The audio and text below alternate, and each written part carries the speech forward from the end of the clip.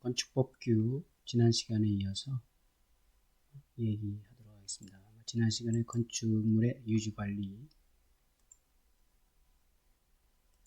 건축물의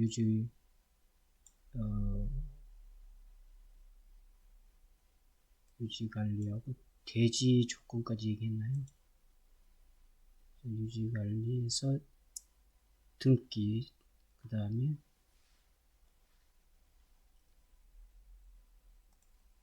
건축물의 대지와 도로, 대지의 안전성, 여기까지는 얘기를 한 것 같아요. 그죠? 대지를 좀 보도록 할까요?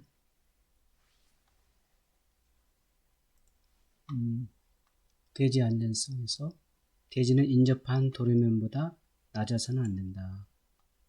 다만 해가지고 예외 조건을 두고 있습니다. 그 다음에 습한 토지, 물이 나올 우레가 많은 토지, 쓰레기, 그 밖에 이와 유사한 것으로 매립된 토지에 건축물을 건축하는 경우에는 성토해야 된다.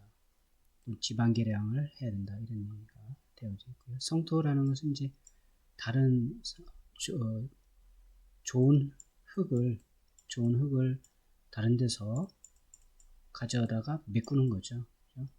지방 개량은 집안을 이제 화학 약품이나 이런 것을 사용한다든가 아니면은 샌드 드레웰 포인트 이런 공법을 통해서 집안을 성질을 바꾸는 거죠. 집안 개량을 하는 거죠. 그래서 양질의 대지가 되도록 하는 것을 말합니다. 그 다음에 대지에는 빗물과 오수를 배출하거나 처리하기 위하여 필요한 하수관, 그 다음에 하수구, 그다음에 저장 탱크, 그 밖에 이와 유사한 시설을 해야 되고, 그 다음에 송괴, 왜 우리가 있는 토지에 대지를 조성하려면 국토부령으로 정하는 바에 따라서 옹벽을 설치를 하거나 그 밖에 필요한 조치를 해라, 이런 얘기죠. 안전사고를 막기 위해서 그렇습니다. 어차피 이제 대지 위에 집을 짓게 되는데 집이 이 대지가 부실하면 붕괴되겠죠. 여러분들 이제 예전에 배웠던 부등치마라든가 이런 것들이 이제 여러 가지 부등치마의 원인이 여러 가지가 있잖아요. 낭떠러지 위에 이렇게 집을 지을 때 이런 부분에 이제 옹벽이라든가 또는 증축이 일부 되어져 있어서 하중이 서로 다르다든가 기초가 부실하든가 이런 여러 이제 이유에 의해서 부등치마로 인해서 건물이 붕괴되는 것을 방지해야 되기 때문에 그렇습니다. 그 다음에 토지 굴착 부분에 대한 조치 가지고 나와 있습니다. 좀 살펴보시기 바라고, 대지의 조경,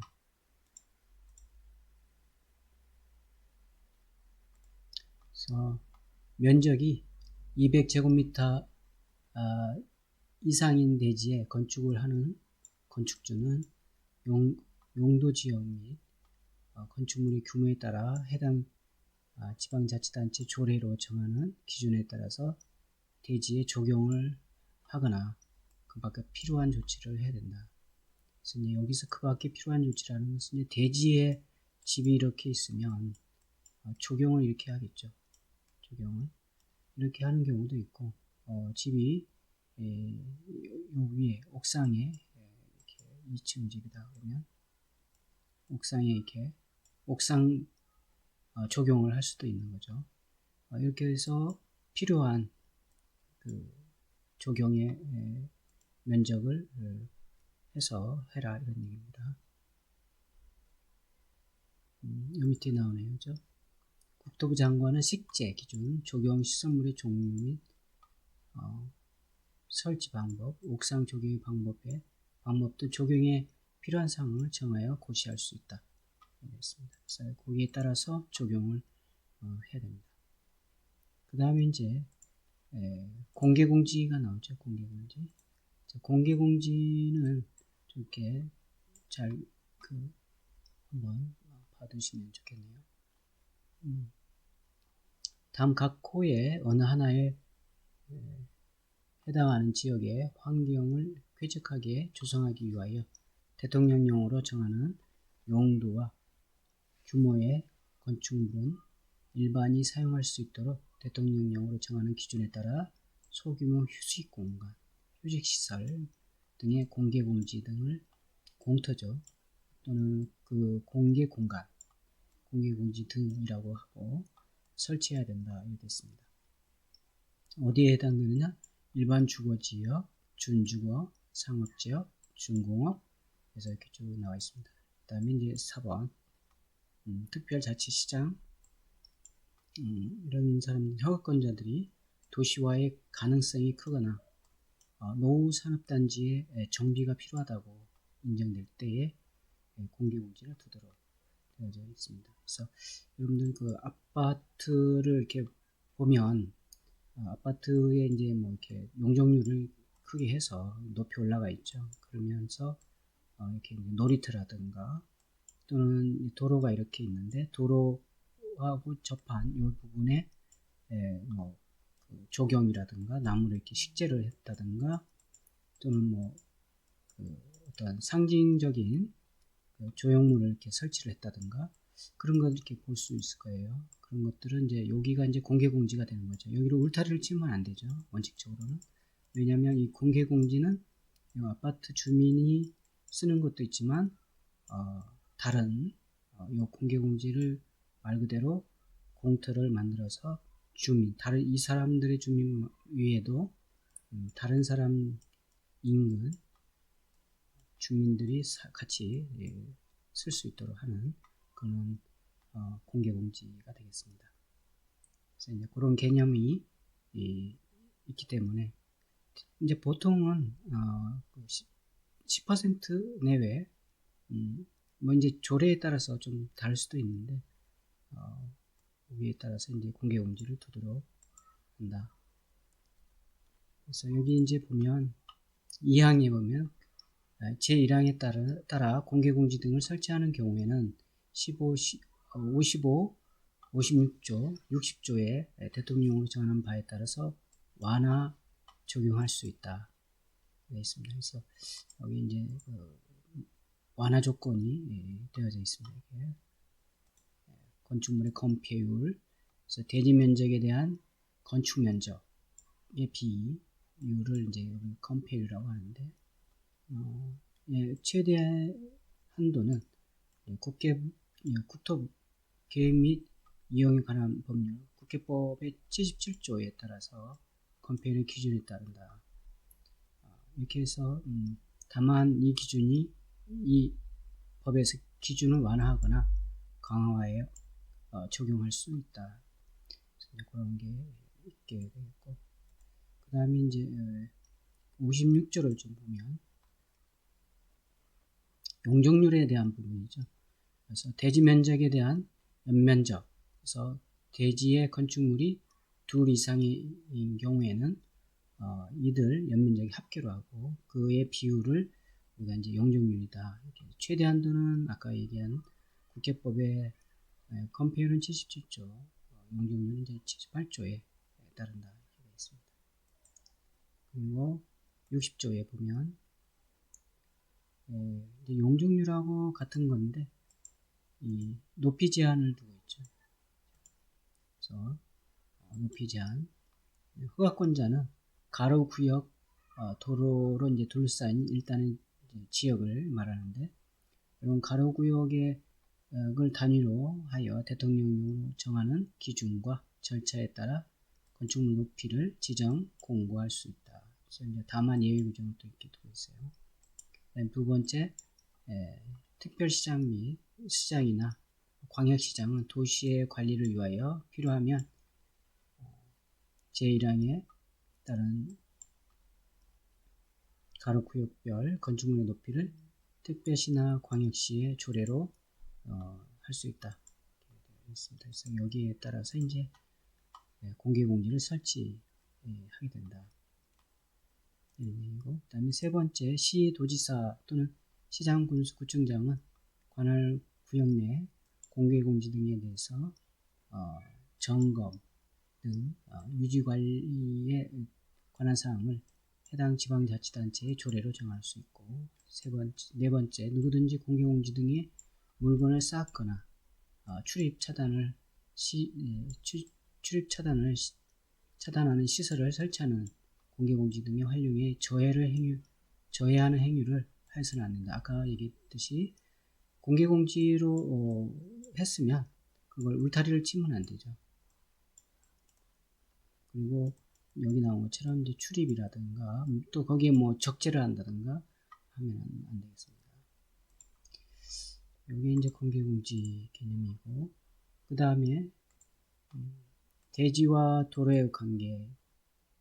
이제 기본적으로 이제 첫 번째 볼까요? 건축물의 대지는 2m 이상의 도로. 여기서 이제 자동차만이 통행에 사용하는 도로는 이제 제외한다 해서 있고, 접하여야 한다 되어 있습니다. 최소 2m를 접하라 이거죠. 다만 해가지고 예외에서 이제 그러하지 않다 해서 이렇게 주었습니다. 예를 들면 이제 해당 건축물의 출입에 지장이 없다고 인정되는 경우, 건축물 주변에 대통령으로 정하는 공지가 있는 경우, 농지법 제2조 1호 나목에 따른 농막을 건축하는 경우, 뭐 이런 경우는 이제 굳이 2m까지 필요 없게 된다. 이런 얘기고. 그 다음에 건축물의 대지가 접하는 도로의 너비, 대지가 도로에 접하는 부분의 길이, 그 밖에 대지와 도로의 관계에 관하여 필요한 사항은 대통령령으로 정한다.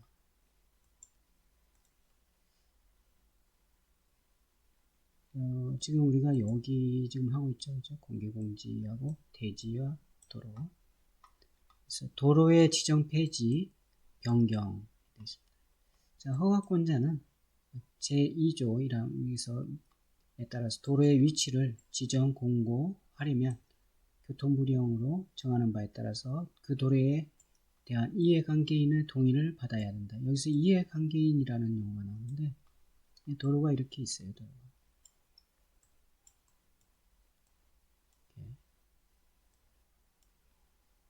이렇게 있으면 땅이 뭐 갑소유 땅이 여기 있고 을소유 땅이 여기 있고, 뭐 여기 또 이렇게 막다른 곳에 병소유의 땅이 이렇게 있을 수 있겠죠. 그러면 이제 이 도로가 너무 이제 2m가 아닌 경우, 근데 이제 도로에 자동차를 병이 안 가지고 다니면 문제가 없죠. 그냥 도보로 왔다 갔다 하면 되겠는데, 그렇지 않고 이제 차가 이렇게 자기 땅에 차를 이렇게 이렇게 하려고 한단 말이에요. 근데 여기 2m가 안 되는 경우, 그러면은 이제 안 되겠죠. 그래서 여기 이제 막다른 골목에 해당되는 도로의 폭이 규정이 또 나와 있습니다. 그래서 거기에 따라서 이제 해야 되고, 요때 이해관계인이 이제 갑과 을, 병, 이 세 사람이 이제 이해관계인이 되는 거죠. 그래서 이 병이 중앙선으로부터 2m를 확보하기 위해서 이제 여기 후퇴를 해야 되겠죠. 이렇게 후퇴를. 그래서 요게 이제 전체가 2m가 되도록 확보를 해야 되는 상황인데, 그러면 요 땅은 이제 갑소유 땅이잖아요. 병소유 땅이 아니고 이건 또 을소유 땅이니까 병이 이 땅을 사야 되겠죠. 사거나 이제 팔지 않는 경우도 있어요. 뭐 갑이 안 팔 수도 있는 거죠. 그런 경우는 이제 도로 이용에 대한 수수료, 그러니까 도로 이용료를 갑한테 주고, 병이 갑한테 주고 여기 도로를 이용할 수 있는 그런 이용에 대한 동의를 받아야 된다, 이런 얘기입니다. 그런 얘기가 좀 있고, 그 다음에 두 번째, 주민이 오랫동안 통행로로 이용하고 있는 사실상의 도로로서 해당 지방자치단체의 조례로 정하는 경우, 또 마찬가지.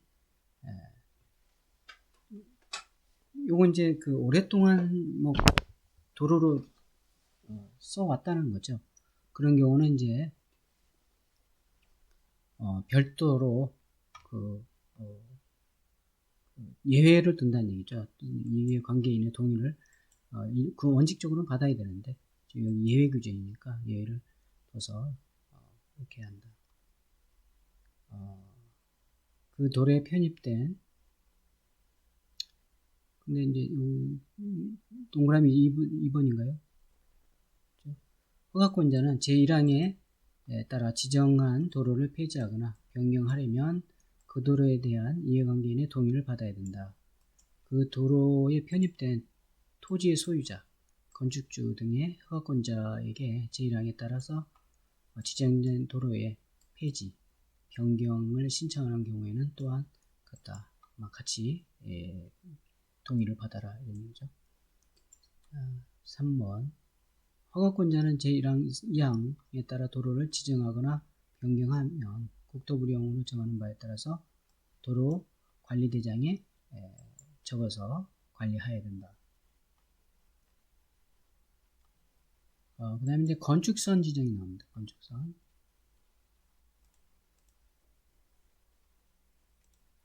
도로와 접한 부분을 건축물을 건축할 수 있는 선을 이제 우리가 건축선이다. 건축선도 좀 잘 봐두시기 바랍니다. 이하 이제 건축선이라 하고, 대지와 도로의 경계선으로 한다. 그냥 이렇게 도로가 있고, 대지가 있으면 이 경계선이 건축선이 되는 거죠. 다만 해가지고 예외로 2조 1항 11호에 따라서 소요 너비가 못 미치는 도로의 너비의 도로인 경우에는 그 중심선으로부터 그 소요 너비의 2분의 1의 수평거리만큼 물러난 선을 건축선으로 한다. 하되 그 도로의 반대쪽에 이제 기본적으로 그렇게 하는데 반대쪽에 여기가 이제 예를 들어서 하천이 있을 수도 있겠죠. 하천. 물이 흘러가는 하천 또는 뭐 낭떠러질 수 있죠. 근데 여기 도로가 2m가 안 된다는 얘기예요. 2m가 안 되는 경우에는 이쪽으로는 뒤로 후퇴할 수가 없잖아요. 하천이나 낭떠러지니까. 그런 경우는 이제 전적으로 이제 이쪽으로 이렇게 2m를 확보하라 이런 얘기죠. 그런 내용이 되겠고 그 다음에 또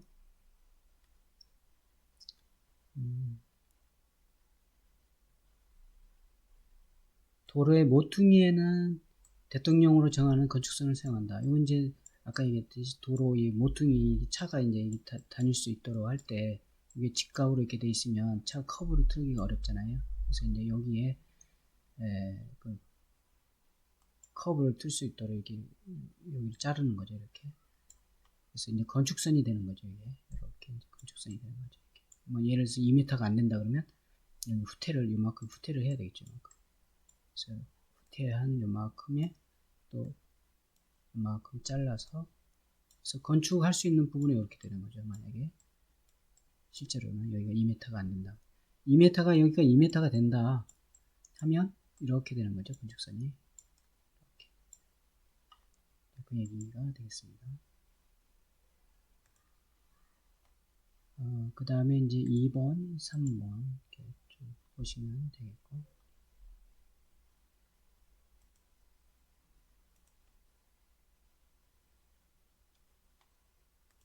그 다음에 건축설에 따른 건축 제한 해가지고 건축물과 담장은 건축선의 수직면을 넘어서는 안 된다. 그렇죠. 예를 들어서 이제 그 도로가 이렇게 있어요. 이렇게. 그리고 이제 건축선이 여기가 이제 건축선인데 내 땅에 집을 뭐 최대한 짓다 보니까 이렇게 졌단 말이에요. 이렇게. 집을 이렇게. 그래서 문을 열면 이 건축선을 이렇게 튀어나오거나 하면 안 된다는 얘기죠. 또 차량을 건축선 밖으로 이렇게 튀어나와서는 안 된다는 얘기죠. 이렇게. 이런 얘기죠. 여기 이 건축선을 지키라는 얘기죠. 다만 해가지고 예외에서 그 다음에 도로면으로부터 높이 4.5m 이하에는 출입구, 창문, 그 밖에 이와 유사한 구조물을 열고 닫을 때 건축선의 수직면을 넘는다. 아까 얘기한 그거죠. 그래서 이제 그런 담장도 마찬가지고. 자, 여기까지가 이제 건축선에 관련된 대지와 도로 여기까지 얘기를 했고요. 여러분들 그 레포트를 조금 들여다보도록 하죠. 제출된 레포트.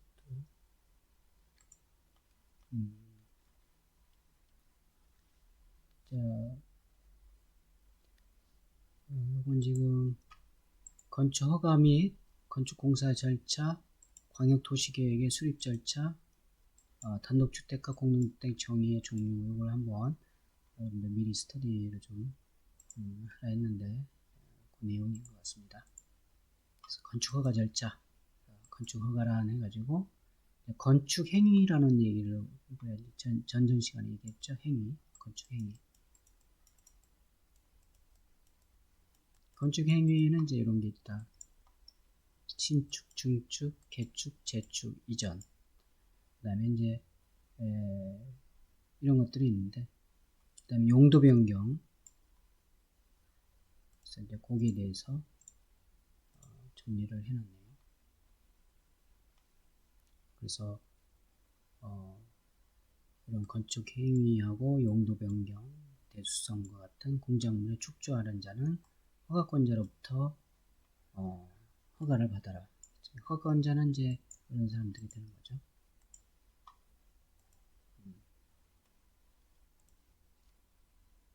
허가 절차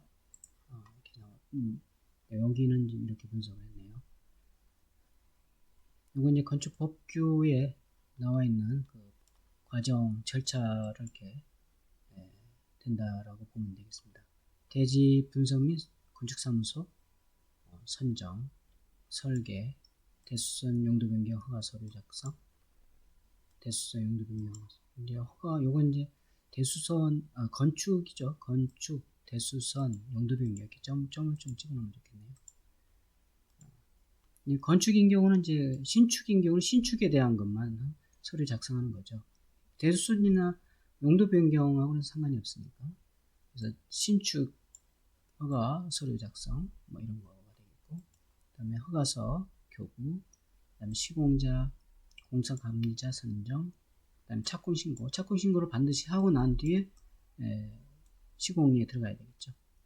그다음에 이제 공사를 진행을 해서 공사가 완료되면 허가 난 뒤로 1년 내에 해야 되겠죠. 착공을. 그다음에 사용 승인 받고 검사 조서 작성하고 사용 승인을 신청하고 사용 승인 교부를 한 다음에 이제 등기부 등본, 건물 등기하고 그래서 이제 입주해서 사용할 수 있다. 여기 있네요. 허가 받은 날로부터 1년 이내에 공사를 시작하지 않으면 취소된다. 그래서 1년 이내에 해야 된다. 그 다음에 건축 공사 절차,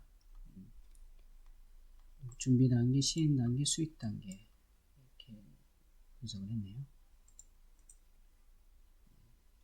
준비 단계는 건축 계획, 시장 검토, 조사, 해당 사업 지역 내 범위 검토, 시장 사업성 분석, 자금 계획, 그다음 설계, 계약하고 가설계, 기본 본설계,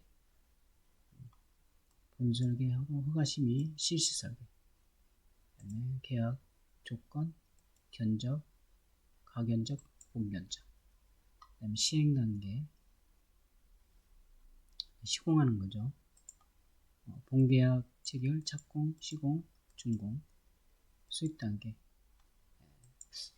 조금 이제 그 임대사업 관련된 그 공사 절차를 소개를 한 것 같습니다. 그 다음에 아직 이제 국계법에서 광역도시 계획에 대해서 이제 아직 들어가지는 않았는데 미리 한번 여러분들 한번 조사해서 좀 익숙해져라 이런 내용으로 과제문을 냈는데 정의를 여기 이제 국회법에 가면 이게 그 국회법의 그 목적이 이렇게 되어 있습니다. 그래서 여기서 중요한 것은 지금 여기 나온 것처럼 장기 발전 계획입니다. 그래서 이 국회법에 있는 이 광역 도시 계획은 장기 발전 방향 계획이기 때문에 장기 발전 계획이기 때문에 비구속이다 이런 얘기를 했어요. 이건 이제 첫 시간에 가장 개념적인 전체적인 걸 얘기를 할 때 비구속 말 그대로 이제 계획을 바꿀 수도 있는 거죠. 그래서 비구속 구속되지 않는 그런 계획이다 이렇게 보시면 되겠고, 그 다음에 광역도시계획의 내용에서 광역계획권의 공간구조와 기능 분담에 관한 사항, 광역계획권의 토지관리 체계, 환경보전, 광역시설의 배치, 규모, 설치에 관한 사항, 경관계획에 관한 사항, 이런 것들이 이제 들어가 있습니다. 그 다음에 이제 수립 절차, 기초적 조사, 의무사항이죠. 그래서 수립권자는 광역도시계획을 수립하거나 변경하려면 미리 인구, 경제, 사회, 문화 이런 것들을 필요한 사항을 대통령령으로 정하는 바에 따라서 조사 또는 측량을 해야 된다 이런 얘기가 되겠습니다. 이 수립권자는 이제 광역도시계획이니까 광역 되겠죠. 두 시나 도가 이렇게 행정구역이 있을 때에 이제 광역도시계획을 하는 거니까 그 사람들이 이제 수립권자가 되겠죠. 그래서 만약에 이제 서로 미룬다 그러면 이제 그 국토부령이나 국토부 장관이 그 어떤 광역시장에 지정을 할 수도 있습니다. 수립 계획을 하라고 수립권자라고 이렇게 지정을 해서 진행할 수 있도록 이렇게 알고 있습니다. 그 다음에 이제 공청회, 그래서 국토부 장관, 시, 도지사, 시장, 군수, 광역도시계획을 수립하거나 변경할 때는 미리 공청회를 열어서 주민과 관계 전문가들의 의견을 들어야 한다. 들어야 한다. 그러니까 공청회를 건너뛰면 안 된다는 얘기예요. 의무사항입니다. 그래서 주민 및 관계기관의 의견 청취. 그래서 이제 반영을 하라 이거죠. 그래서 이제 여기서 공청회에서 제시된 의견이 타당하다고 인정될 경우 반영해야 된다. 이렇게 되어 있습니다. 공청회의 공고는 여기 나와 있어요. 그 다음에 이제 지방의회 의견 청취, 시, 도지사, 시장 또는 군수 마찬가지 의견 청취. 그 다음에 국토부 장관 제출해야 된다. 그래서 여기 이제 관계시 도지사에게 광역도시 계획안을 이제 송부를 하고 시 도지사는 그 계획안에 대해서 의회, 관계시장 또는 군수의 의견을 들은 다음에 제출하라 이런 얘기가 되겠어요. 그 다음에 승인, 승인권자는 원칙적으로 이제 국토부 장관이 된다. 보통 이제 30일 이내에 의견을 제시해야 되고, 예외로 도지사가 관할시장 또는 군수와 공동 수립되는 경우 시장 또는 군수가 협의를 거쳐 요청하여 단독으로 수립한 경우는 예외로 두고 있다. 그 다음에 이제 수립이 됐으면 이제 공고 열람할 수 있도록 그래서 30일 동안 일반인한테 이제 열람을 공고를 하고 열람할 수 있도록 되어 있습니다. 이건 수립 절차를 조금 이렇게 정리를 하는 건데 글씨가 적어서 어쨌든 기초조사, 공청회, 의견 청취, 그다음에 수립, 승인, 열람, 공람. 그 다음에 건축법에서의 단독주택과 공동주택 정의, 이것도 이제 아직 국회법에 아직 보지는 않았죠. 그렇지만 미리 좀 보면 단독주택과 공동주택의 정의에서 단독주택, 그래서 건축법에 의한 건축물의 용도 구분의 하나로 일반적으로 하나의 주택 안에 하나의 세대가 생활할 수 있는 구조로 된 주택, 이렇게 정의를 해놨네요. 공동주택, 하나의 건축물 벽, 복도, 계단, 그 밖의 설비의 전부 또는 일부를 여러 세대가 공동으로 사용하면서 각 세대마다 독립된 주거 생활이 가능한 구조로 된 주택, 공동주택. 공동주택이 이제 이렇게 돼 있고, 단독주택에서 이제 단독주택의 종류가 이렇게 있습니다. 단독주택이 있고, 다중주택, 다가구주택 이렇게 있다. 이게 시험에 이제 기사 시험에 잘 나오죠. 그래서 다중주택은 이제 3층 이하 연면적 요 이제 잘 정리를 해놨네요. 330제곱미터 이하의 건축물 가지고 가로하고 요거. 그 다음에 다가구주택 3층 이하의 연면적이 660제곱미터 이하 19세대 이하인 건축물. 요걸 이제 다가구주택 이렇게 보면 되겠습니다. 다중주택은 비독립, 다가구주택은 독립 이렇게 해놨네요. 그리고 이제 공간이 있죠, 공간이 여기 있네요. 단독주택에는 단독주택, 다중주택, 다가구주택, 공간. 빠뜨리면 안 되죠, 공간.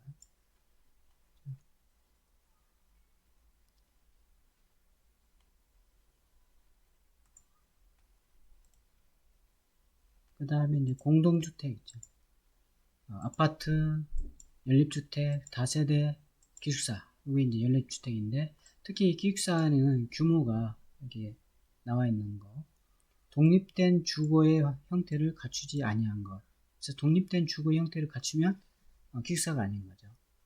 그래서 조금 왜냐하면 그 뒤쪽에 기숙사가 또 나옵니다.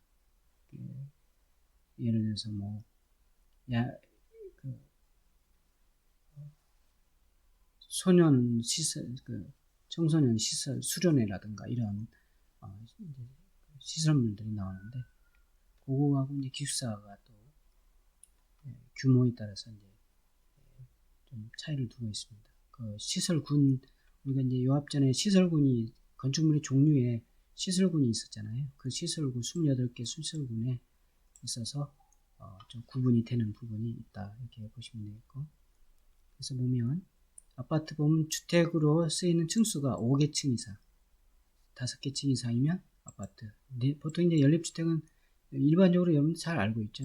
아파트에 살거나 연립주택 이런 데 이제 많이 살 텐데, 그 4계층 이하로 구성되어 있고,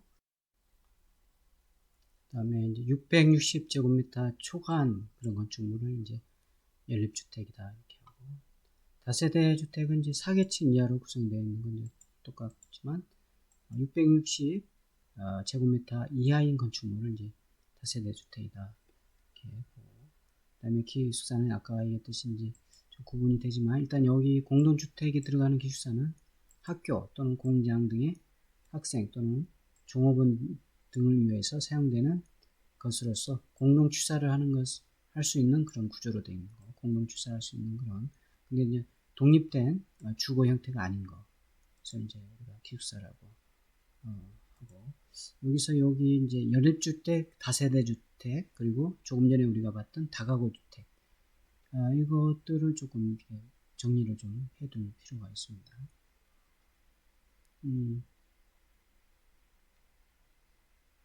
여기 그림이 정리되어 있네요. 이거 나름대로 열심히 스터디를 한 보고서가 과제물이 되겠습니다. 그 다음 또 보면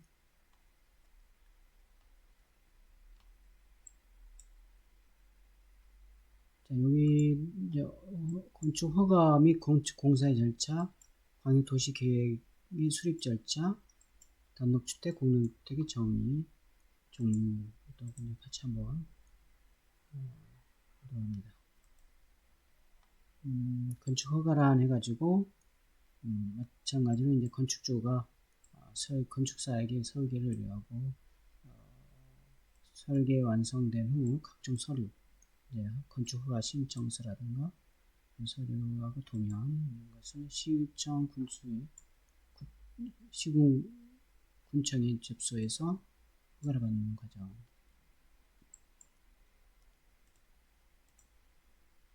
그 다음에 인허가 절차란 해가지고 정리를 해놨네요.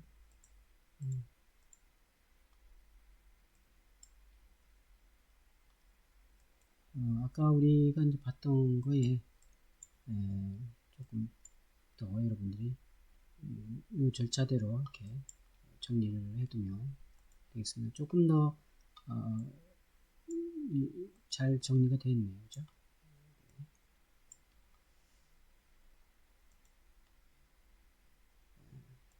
나중에 건축법에 인허가 관련된 절차나 이런 또 인허가 도서, 필요 서류 이런 것들이 이제 나오긴 하는데 그때 또 보도록 하지만 일단 여기 과제물에 있는 것을 좀 토대로 해서 보면 설계 및 감리 용역 계약을 하고 착수해서 그 계획 설계, 그 다음에 건축 심의 도서 작성, 건축 심의 대상인 경우는 그렇다는 얘기죠. 예를 들어서 뭐 스팬 간격이 20m가 넘는다든가 또는 바람에 특별하게 영향을 받는다든가 그런 구조라든가 또는 지진에 영향을 받는 그런 특별한 그런 구조물의 건축물인 경우 또는 높이가 굉장히 이제 높아서 높이에 따른 그런 구조물의 안전성이 이제 검토되는 경우는 이제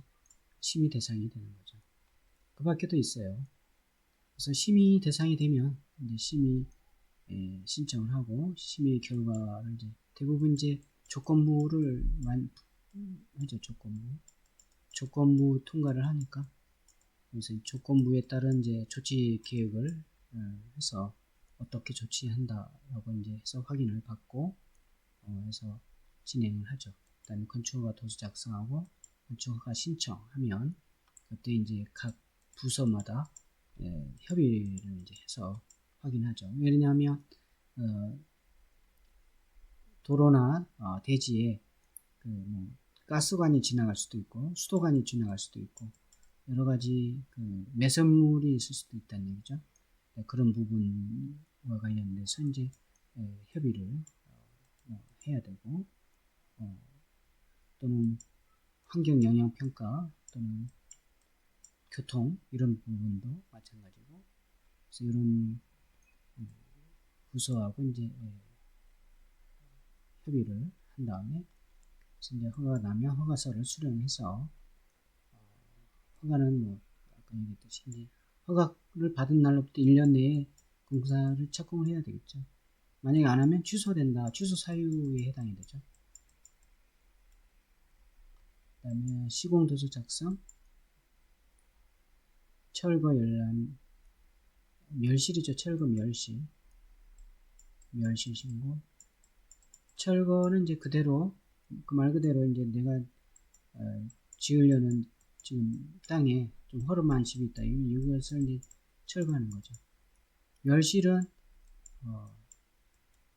인위적으로 이제 철거된 게 아니고 예를 들어서 뭐 낙뢰를 받아가지고 낙뢰로 인해서 완전히 전소됐다든가 뭐 지진에 의해서 전체가 파괴됐다든가 건물이 그런 경우는 이제 멸실이 되겠죠. 그래서 철거 전에는 인위적으로 철거하는 거니까 일주일 전에 이제 신고를 하고 멸실이 됐을 때도 신고를 나중에 해야 되겠죠. 그다음 6층 이상 연면적 3,000제곱미터 이상인 경우는 위해 방지 계획서를 첨부해라. 건설 안전에 대해서 조금 이제 신경 써야 되고, 그 다음에 건축물의 착공 신고를 하고, 착공 신고를 하고 이제 한다. 그 다음에 감리 보고서 작성, 사용 승인 신청하고, 사용 승인을 이제 제대로 하면 사용 승인이 이제 필증이 나오겠죠. 근데 이제 그렇지 않은 경우는 이제 사전 사용 승인을 이제 받는 거죠. 조건부로 사용 승인. 그 다음에 입주, 그 다음에 취등록센에서 이제 등기. 그 다음에 광역도시계획의 수립 절차. 쭉 나와 있는데, 쭉 한번 보시면 되는데, 아까 거하고 조금 다른 부분이 여기 있죠. 20년 내외를 기준으로 수립하여 장기 계획한다. 장기 발전 계획을 하는, 장기적인 발전 계획을 하는, 에서 이제 제시하는 계획이기 때문에 20년 내외 이렇게 한 번씩 한다는 얘기죠. 그러면 지금 각 그 광역 도시마다 이 광역 도시 계획이 있는 거죠, 지금.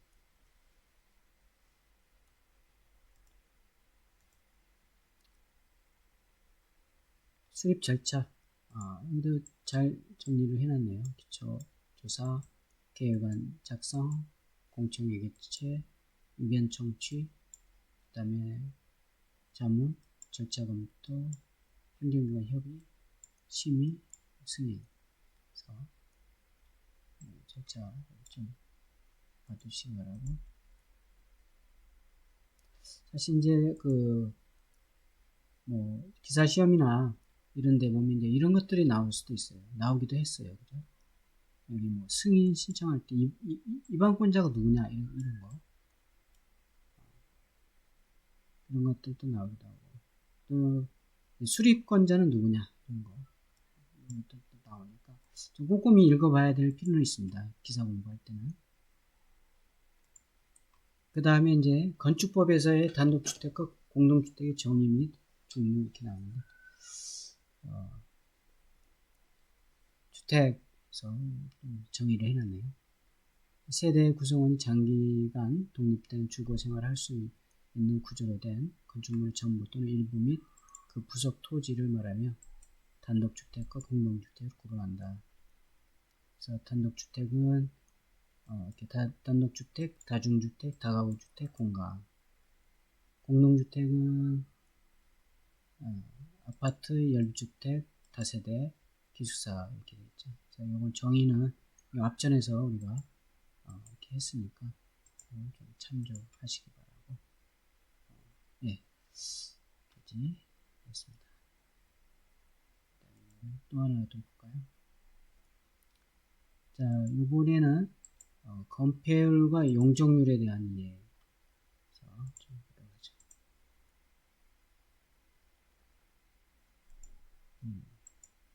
건폐율, 용적률.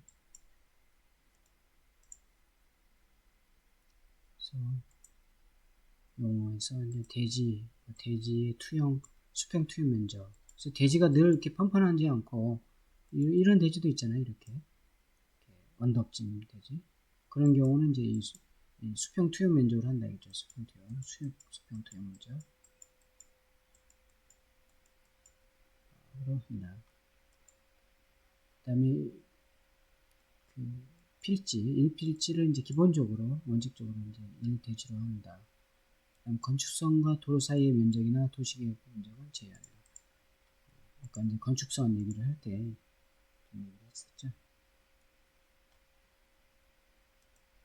미달리 도로가 이제 최소한 2m, 계획도시인 경우는 이제 3m 확보를 해야 되는데,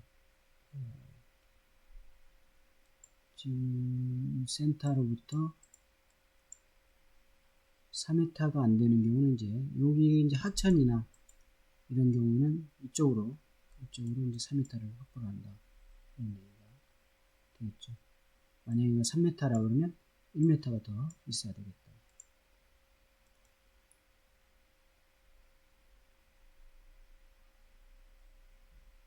그 다음에 건축 면적. 이제 건축물의 외벽이나 이를 대신하는 기둥의 중심선부터 둘러싸인 부분의 수평 투입 면적을 우리 건축 면적이다 이렇게 보고, 여기 있는 여기서부터 이제 여기까지가 이제 건축 면적이 되는 거죠. 그리고 요 하나의 바닥, 한 층의 바닥을 이제 바닥 면적 이렇게 된다는 거죠. 그래서 바닥 면적은 각 층에 또는 그 일부, 그래서 벽, 기둥 등으로 이루어진 구획으로 중심선으로 둘러싸인 부분의 수평 투입 면적을 우리가 이제 바닥 면적으로 하고, 그래서 근데 이제 이런 경우 있죠. 이렇게 생기는 경우. 그래서 뭐 특히 주유소 같은 거, 주유소잖아요. 주유소에 이런 이제 여기 기둥이 없는 거죠. 요 하나만 있는 거죠. 여기도 기둥이 없는 거죠. 네. 그런 경우는 어떻게 냐 1m 후퇴한다. 1m 각각에 1m 후퇴해서 바닥 면적을 한다.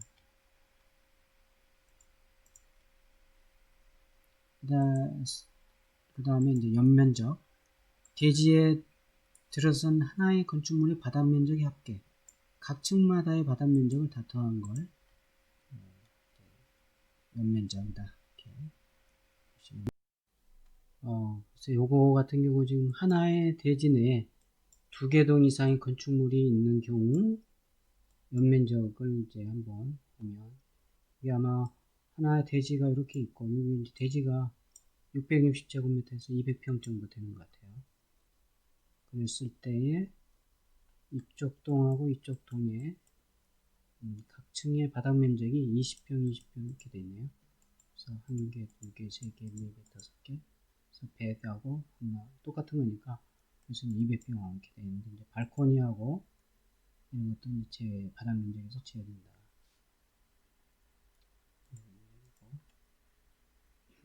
그 다음에 이제 건폐율 나옵니다. 건폐율은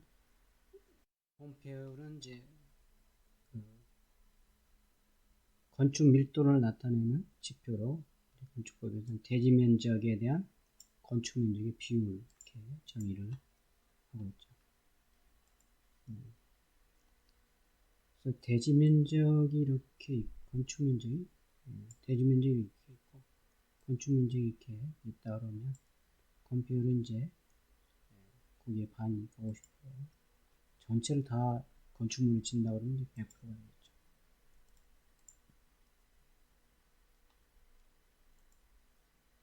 계산 방법 이렇게 보시면 되겠어요. 그 다음에 용적률 나오죠. 용적률. 예, 그 바닥 면적의 합계를 대지 면적에 대한 비율을 이렇게 한 게 용적률이다. 이렇게 보면 되겠습니다. 그래서 바닥 면적의 합계가 중요한 거죠. 단해가지고 지하층 부수 용도에 한하여 지상 주차용으로 사용되는 면적은 용적률에서 선정에서 제외한다.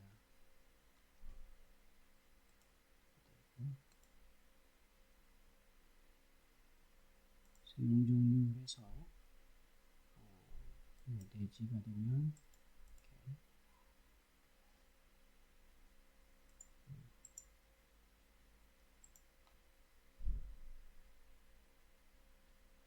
용적률의 계산 방법에서 사례를 드러났네요. 그 다음에 건폐율과 용적률의 중요한 이유. 국계법에 따라서 땅의 용도별 구분하고 구분된 용도 지역에 따라 건폐율, 용적률을 일정 이하로 제한하고 있다. 특히 용적률이나 건폐율 제한으로서 도시의 과밀화를 억제하고 일조권, 채광권 이런 것들을 확보해서 쾌적한 생활 환경을 조성하여야 한다.